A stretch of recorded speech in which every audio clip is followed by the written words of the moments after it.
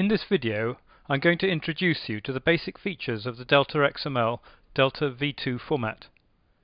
The deltaV2 format is a representation of multiple XML documents in one XML document, with the changes represented in XML.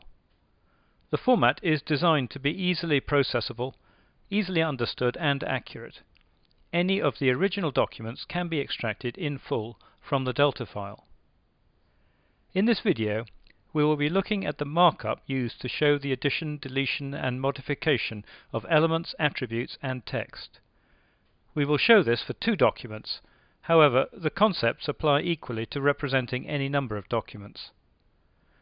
To show you how the format works, I will be using the Sandbox demo from our website. First, we'll take a look at changes to elements, starting with two identical documents containing just a root element. You'll notice that a lot of extra attributes have been added to the output. The important one to notice is the DeltaXML deltaV2 of A equals B. This tells you that the root element and all of its children are identical in both documents, or more precisely, the element in the left A document is the same as it is in the right B document. Let's add the same child element in both documents. The delta value remains A equals B on the root element. Also, notice that the children do not have deltaV2 attributes. This is because any children of an element with a delta of A equals B, by definition, cannot have a deltaV2 other than A equals B, and therefore it is not included in the result. OK. Now let's remove the child element from the B document. Notice now that the delta value on the root element has become A not equal to B, and that the child element has a delta value of A. This is telling us two facts.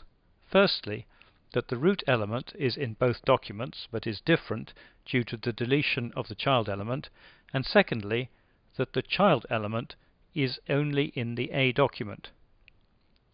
Now, let's add a grandchild element to the A input. You'll notice that the deltaV2 attribute is unnecessary and therefore not included. The deltaV2 format is symmetrical, as you will see here. If we delete the child element from the A and add it to the B, then the deltaV2 on the child element becomes B. This approach won't work for displaying changes in attributes, and so we need to use a bit more syntax. Let's add an attribute to the child element in both documents. As you'd expect, the attribute comes through as it was in the inputs because there is no change.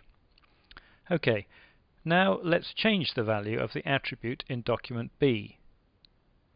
As you can see, the attribute has been expanded into a DeltaXML attributes element, and as it contains modified attributes with values from both inputs, it has a deltaV2 value of A not equal to B. The element DeltaXML attributes contains a child element for each added, deleted or modified attribute. So in this case, there is a single child, DXA:@. The DXA:@, gets its name from the attribute on the input, and because the attribute has no namespace in the input, it is in the DXA namespace. The two different values for the attribute are represented in the two DeltaXML attribute value elements, which have a deltaV2 value corresponding to each input. So let's now remove the attribute from the B document. Notice now the syntax here is mostly the same, but all of the attributes deltaV2s are A. However, the deltaV2 on the child element is still A not equal to B, as the element is in both A and B documents, although it is different in each. Let's try a slightly more complex example. As you can see, if there is more than one added, deleted or modified attribute on an element, then they are all combined into a single DeltaXML attributes element. A similar approach is used for representing change to text. Unmodified text comes through as it is in the source inputs. Now, when we modify the text, it gets placed in a DeltaXML text group element. In this case, there is text in both inputs, so the DeltaXML text group contains a DeltaXML text element for each input A and B. You will notice that at the moment the change is being shown on a word-by-word basis.